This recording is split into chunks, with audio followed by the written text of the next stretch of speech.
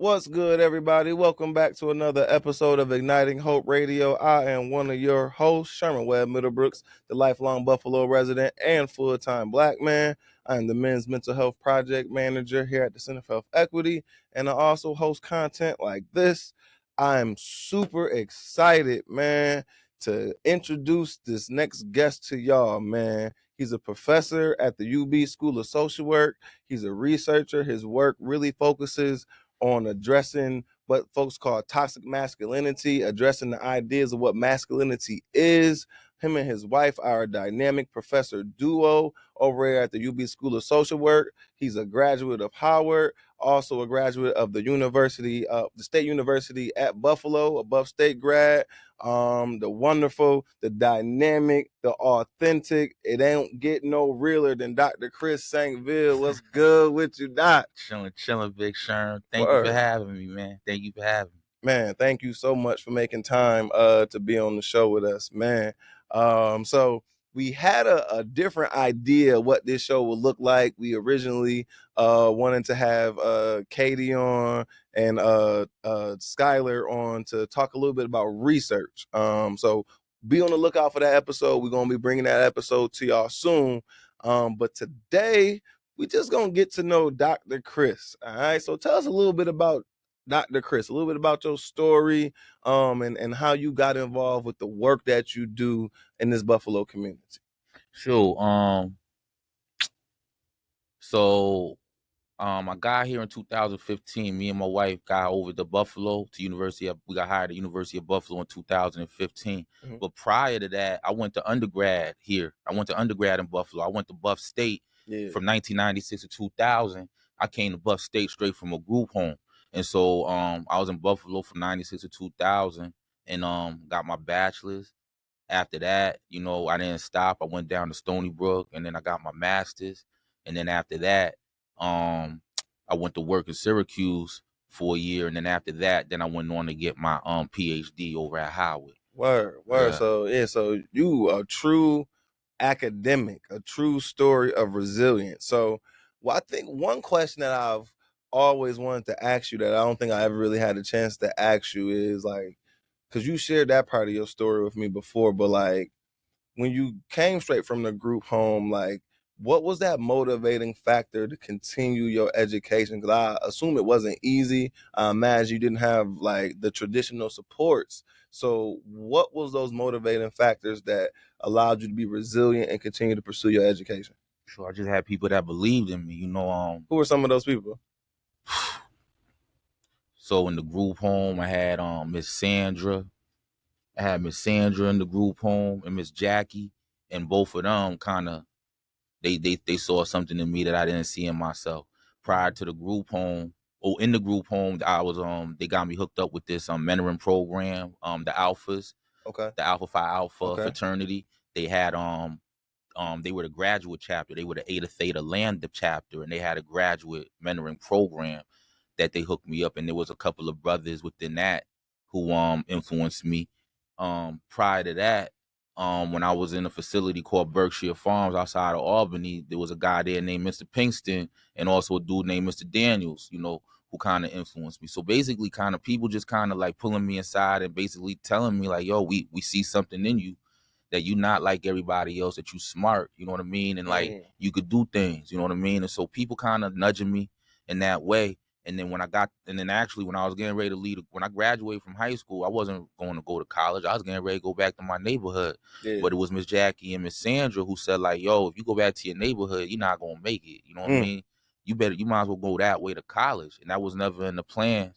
But man, long conversation. Basically, they told me like, listen, man, you wasn't even going to apply to college. Why don't you apply?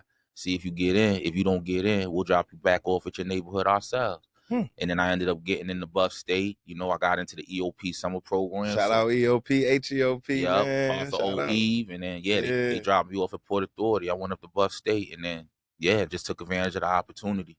Word, man. That's a tremendous story. So, like, I think for me personally, when I first met you, you and your wife had just came up. Y'all were teaching at Howard, right?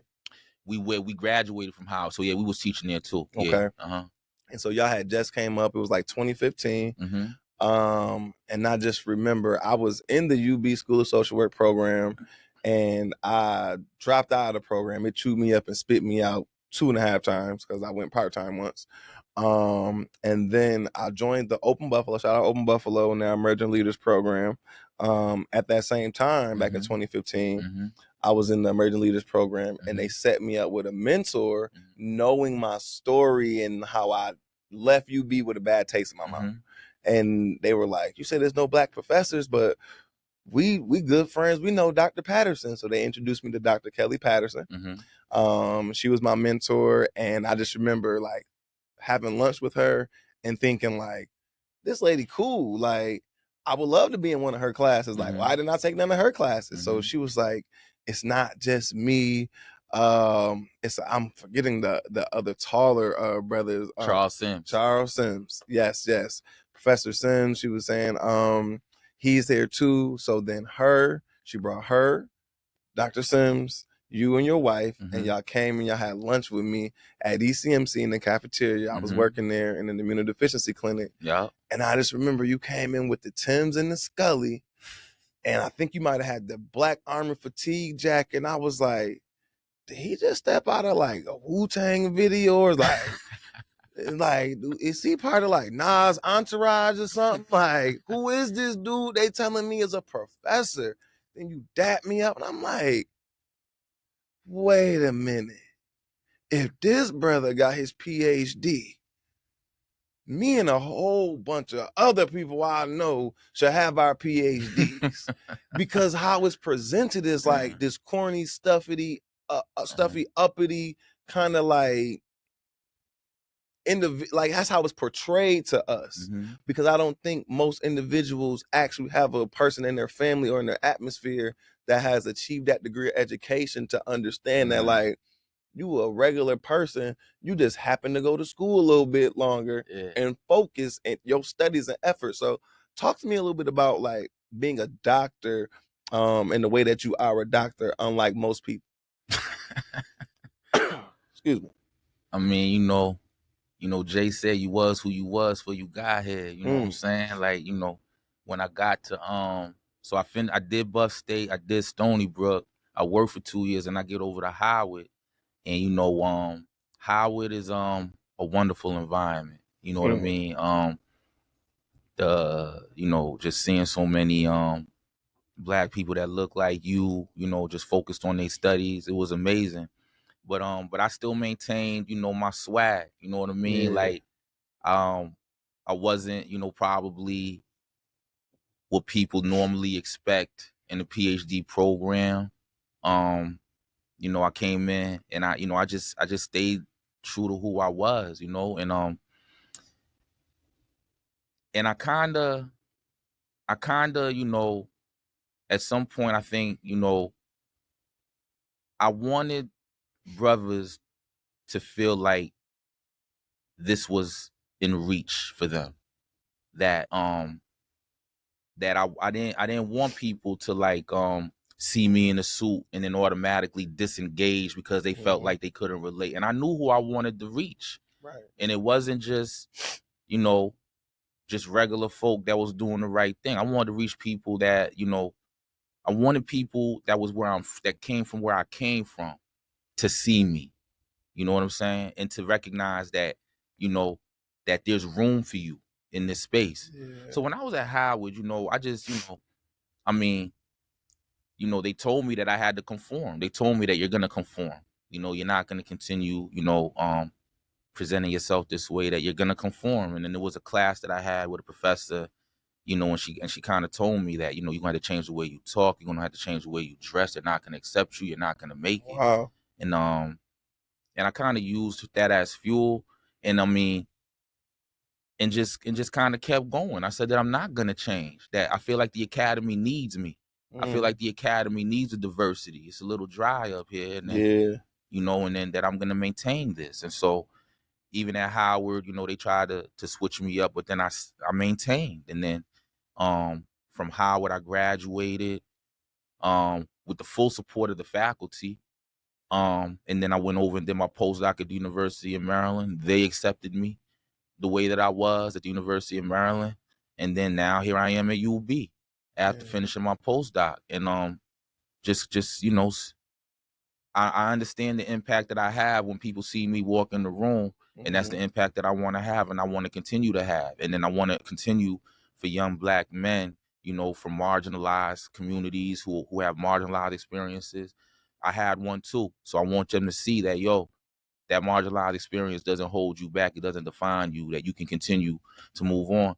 And then there was a PhD at Howard, you know, who, you know, Dr. Von Nebbit, you know, he came to Howard. He was from St. Louis, Missouri. Man, you know, St. Louis is a rough place. Yeah. He had a rough upbringing, and he became a PhD. And then when I heard his story and I met him, then it was all over. I knew I was gonna make it. I think I struggled a little bit before I saw someone else that was the model, and I knew I was trying to be a model, but I didn't know what I was doing. But then when I met Dr. Nebbit, then I was like, okay, I know I'm gonna make it. Yeah, I really appreciate you sharing that, because I mean, we've been knowing each other, like we just said, about 10 years now.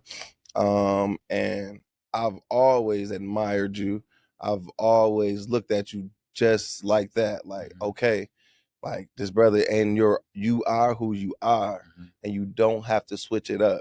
And for me, I heard those same things, like as a young social worker, like, you got to dress business casual. Like, I'm like, I work with teenagers in foster care and like young adults. Like, if I come in there with some Jordans on that just came out, they're going, hey, where'd you get those?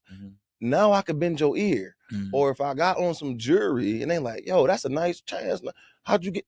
Now you, or if I got a certain kind of car or a certain kind of phone or something like that, that I know by being my true authentic self, just being who I am, because where I come from, I'm trying to reach the people.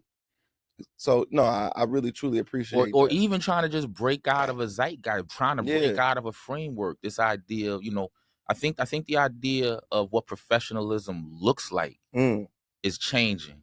Right. You know what I'm saying? I think, you know the brother from Buffalo, Arthur Hayes, you know, the dude, billionaire, you know, all up in the crypto stuff, right? You very rarely see him with a suit. Every time he's talking in front of multiple crowds, he's rocking his shirt and jeans, you know. So I think we need to, you know, stop being hung up on what people look like. I agree. And start looking more at the substance of what they're bringing. You know what I mean? And then, yeah. Because whether I got on the tie, whether I got on a hoodie and a scully, it don't take away or change what's up in here and what's in here. It don't change what's in my heart and in my mind. And like, I think, what was it, Steve Jobs? Because, you know, he always wore the blue jeans and the black turtleneck. And one of his quotes, when they asked him why he always wore the same thing, he said, because I have better things to think about besides what I'm going to wear. Yes. And that for me gave me permission to like wear sweatpants and Jordans every day. Yeah. Because like, I got better stuff to think. I'm not in high school no more trying to get fly or impress people. And I'm not a young, inexperienced individual who's just trying to present myself where I can get my foot in the door. So I think like you have to kind of earn the right to kind of like show up and be who you are by proving your worth and your value, and that you can deliver. By focusing on your product, by focusing on your deliverable. Absolutely. You know what I'm saying? And then there is, you know, as you just stated, like, you know, there are, you know, for some people that's starting out, you know, going into the professional world, you know, you got to play the game. You know, you got to play the game. People don't know you. You're introducing yourself. You're building rapport.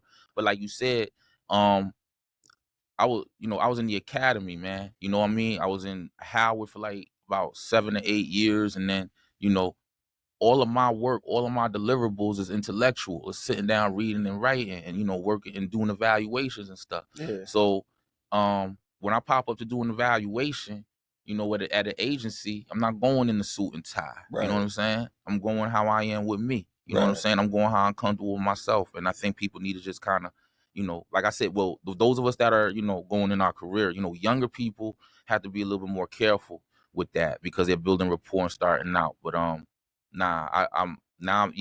exactly as Steve Jobs said, I'm not really worried about what I'm wearing. I'm kind of worried about what the deliverable and the product does for the day. Bingo. So to kind of, that was a great transition. So what are some of the products and deliverables and projects that you're working on? I know the original impetus for this conversation was to really uplift the importance of research and how individuals like yourself are providing that useful resource to our community as researchers and evaluators. But what are some of the things that like you're currently working on in our community that folks don't know that's getting done? So one of the things that we're doing is we're working on evaluating the My Brother Keeper program up here in Hmm. Buffalo. I've Shout been out brother Daniel, brother Brother Tommy. Daniel, Hmm. Brother Tommy, Brother Jamie. Yeah, good brother Jamie and everybody over there say yes. And so we've been working with them for a couple of years now, and we're moving along with the data. You know what I'm saying? So we created a database, and now we're going to be keeping track of these young men's outcomes Mhm. over time, and start doing that over time. So we're moving along with that. So working with breaking barriers, of course, to work with the Health Equity Research Institute in terms of working trying to get researchers to recognize the value, and working with community members on the east side of Buffalo with our Yeah. people to further research and to deal with health disparities. So I'm doing a little bit of that. I'm doing some gun research with some of my colleagues. I got 3 colleagues, one out of Toronto, one out of Chicago, one out of Boston, and we're working on some shooting data, where we're looking at the gun violence archive, and Mm. then we're making some we're making some conclusions from that. So that's just a little bit of the work that I've been doing so far. What would you say in this work has been the greatest, probably intangible reward? Because I'm pretty sure, so also for you young people, when you're a professor and you're doing this research, you do get compensated pretty well. Just to put that out there. I don't know many doctors living in poverty. I'm pretty sure there are some, but like to have a skill set that's utilized is a great way to feed your family. So outside of some of those kind of things, what are like the intangible benefits of awards that your work has kind of given you, things that you really can't put a finger on? Man, meeting people, meeting you, meeting the various people around Buffalo because of the work, um, having an opportunity to take part in programs and having a role to play in certain programs that lead to positive benefits for people in the community. Um, and just and just feeling like I'm just feeling just the feeling that I'm trying to help improve my community. Like I've been trying to tear my community down for so long Mm. with some of the with the way that I kind of carried myself as a young person, and so just really trying to give back, and having and this is an opportunity. These are the opportunities that I have through my work, and that's the biggest. That's the biggest for me, being able to see the look on people's faces when when they feel like their program is doing something, or where they get some data and they feel like they're able to connect the dots around their program, Yeah. or if I'm working with young men and I'm able to help them basically tap into a different worldview. You know what I mean? So it's really interacting with people. Research, my research, I'm really interacting with people a lot. I'm not stuck in a lab Mhm. just doing little experiments. Like I get to go out in the community and meet people and be around, and no day is the same. Like Yeah, when my no day is the same. I don't have to sit in the office. I sit in the office when I write, but when I'm doing the work with the community, I'm out meeting people. So no day is the same, and that's the intangible that kind of keeps me going, that I enjoy the most. I love that. I love to hear that. So what are some of like the misconceptions that people, especially folks who could benefit from it, what are some of the misconceptions people have around data? Whether it's the client receiving services, or if it's even the person who's doing community engagement at an organization. What's the misperceptions about data collection and evaluation? I mean, the importance of it to the life of the organization. Like if when you're providing a service to the community and you're doing something to lead to an end, maybe it's get better grades, or Mhm. maybe it's reduce suspensions or something like that. You got to track what you're doing to see if what you're actually doing is working, Yeah. right? Sometimes some of the things you might be doing might actually be making things worse Mm. if you're not actually evaluating your Mhm. own work, like Mhm. checking your own work. You know Mhm. what I'm saying? And so the biggest thing with the data is just the the lackadaisiness around it, right? Like not really collecting it. A lot of programs don't collect the data that basically demonstrates the effectiveness of their own program. Mm. And so just systematically collecting it is one thing. Analyzing it later is something we do later. But being able to collect systematically people that are coming into your program, what their demographics for, age, where they from, where the people that you're serving are from. You know what I mean? And then what are they actually getting? Are you evaluating whether or not they're being satisfied, whether or not they're actually getting what you said they were supposed to get from the program? And then when you collect that data and it accumulates, that data tells a story about your program. And with that story, you're able to then be able to prove whether or not your program works. You're able to then secure more funding. You're able to take the data and tell stories about your program to try to get more money. Right. But it proves, the data proves what you are doing. You know what I mean? And it's important for us, is especially in the Black community, organizations in the Black community, we're the ones that are less likely to get funding. We're the ones that are least likely to be viewed as serious, because a lot of the times our data is not together, right? When your data is together, and people see that you are actually doing your homework and doing adjustments. We may find from the data that you were doing something completely wrong. The data got you to redirect your efforts. You know what I'm saying? And then all of a sudden things are better, and then your outcomes are changing. When people see that you're able to kind of keep track of everybody you served, and all of the information around it, and then you get 1-2 stories out of there that are like the banging stories, but you served like over 50 to 100 people. Yeah.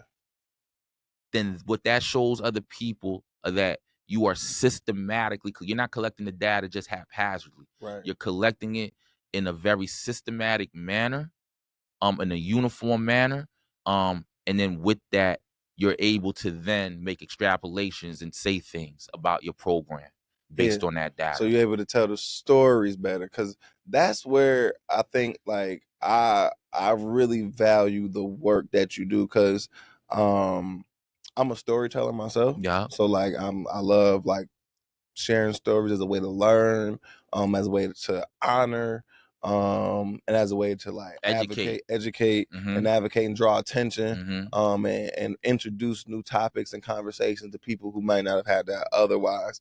And so I do that like verbally, but also through my work as a documentarian, even through like platforms like this, doing podcast work. So I definitely think that it's incredibly important to do that.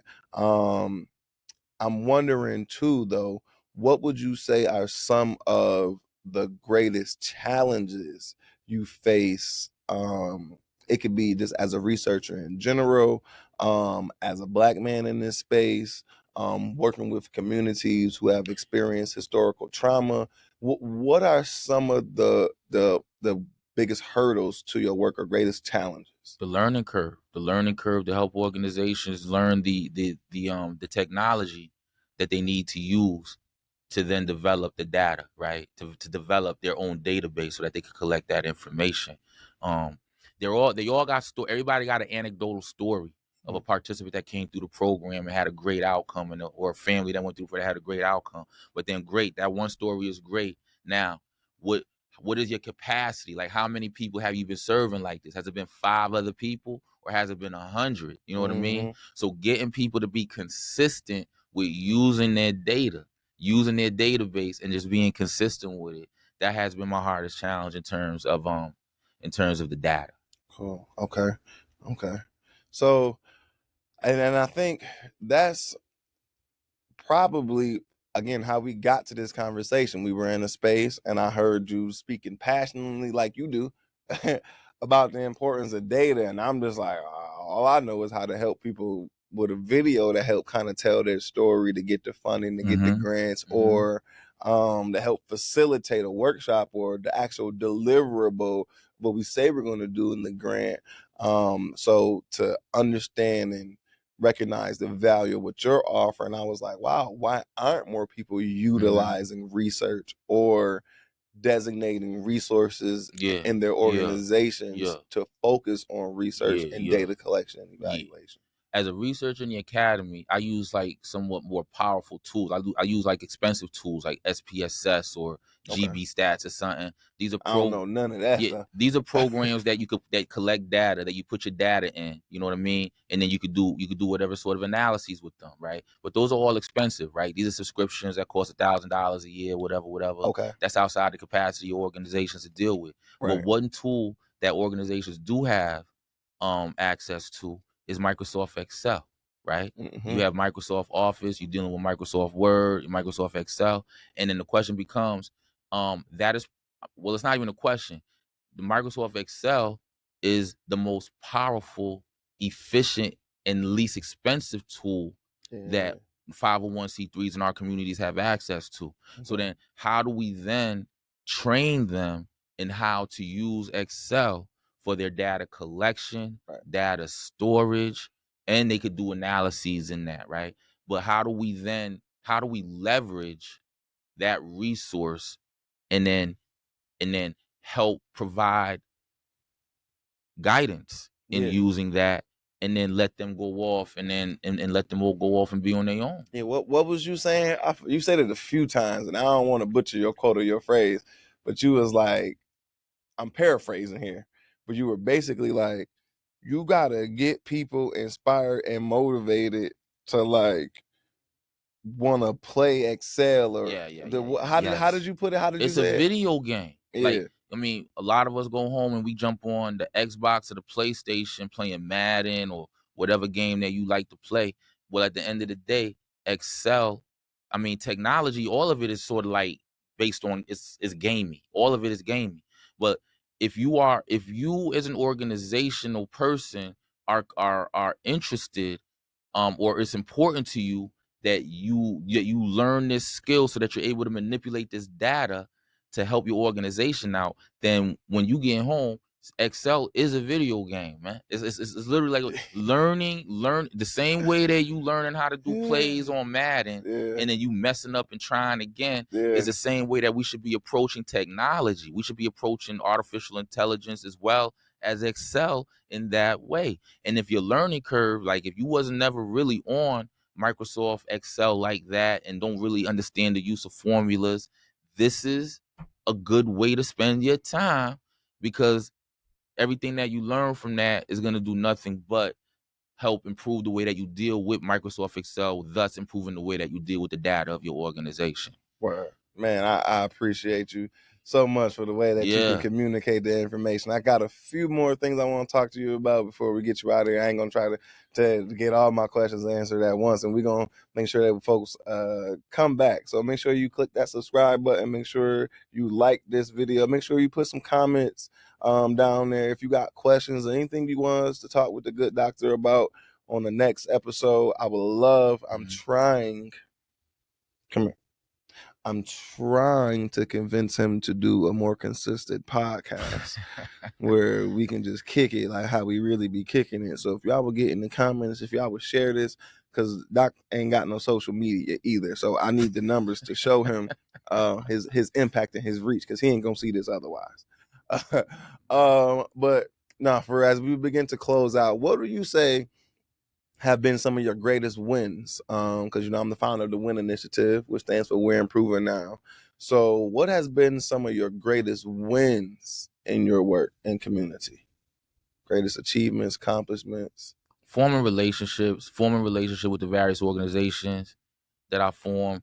Those are the wins, the relationships, Yeah. and developing the long-term relationships. So like, for example, we've known each other for almost 10 years. I mean, there's been a couple of times where you pull me aside, you know what I'm saying, to do some work. And the same for a lot of other people around the city, you know what I mean? So the win for me is that we're growing, right? That we're growing, that we're, that we're getting smarter. We're figuring out ways to work together, and we're figuring out ways to do things to help our community. I think it's a unique community that we have in Buffalo with everything that's going on, especially around the black masculinity stuff. Like, I feel like it's a whole community that we have, and so that's the Buffalo. I think is but when you look around the country, like, Buffalo has a lot going on in terms of what the community is doing to try to help each other. And that's the biggest one for me, man. I feel, and I just want more buffaloes to pop up all around the country, Black communities all around the country, to kind of create these little communities of community members that are developing organizations and trying to help the community out. And then we partnering. Like, I mean, we are like a research practitioner partnership. Yeah. And how do we make all of this come to fruition with the goal of improving our community and improving the condition of our children. Awesome, man. Well, listen, Doc, I appreciate your time. Is there anything that you have upcoming? This will be out in a few weeks, but is there anything that you want to market, promote? You got any products that you selling, books or anything, seminars? How can people get in contact with you to bring you in to evaluate their programs? How can people get in contact with you to consult or maybe for some mentorship or some coaching? Because I know these are all opportunities. I know you be in the cut chilling, but I'm gonna promote you, Doc. So how can they get in contact with you? I ain't get around to starting no social media yet. And so, you gotta email me. I'm at the University of Buffalo, the School of Social Work. My email is cstvil@buffalo.edu. cstvil@buffalo.edu. And I just ain't get around to doing no social media yet. But yeah. And I ain't nothing really going on, man. I just, I'm pretty boring. You know what I mean? I'm in the office doing my work. I do a lot of reading, and writing and doing my research and dealing with my students. So there ain't really too much going on. I'm just teaching policy right now, working on a couple of projects, but yeah, nothing that, would be too interesting, I don't think. Okay. All right. Well, when you get those projects done, we're gonna definitely have you back on to promote them. And I definitely want to just pick your brain a little bit about what's going on in the world as far as politics, society, popular culture. I'm coming back, Big Yeah, Sean. I'm coming back. yeah. Okay, I appreciate you. I appreciate you, Doc. Well, listen, man. Once again, make sure y'all click that subscribe button. Make sure that y'all like this video. Make sure that you share it with somebody who could find value in it. I have been your host, Sherman Webb-Middlebrooks, a lifelong Buffalo resident and full-time Black man. This is the good brother, Dr. Chris St. Ville. Make sure that you shoot him an email. His contact will be in the description of this video. I am signing off for us here at Igniting Hope Radio. In the words of my hero, the great Jerry Springer, y'all take care of yourselves and each other. Peace.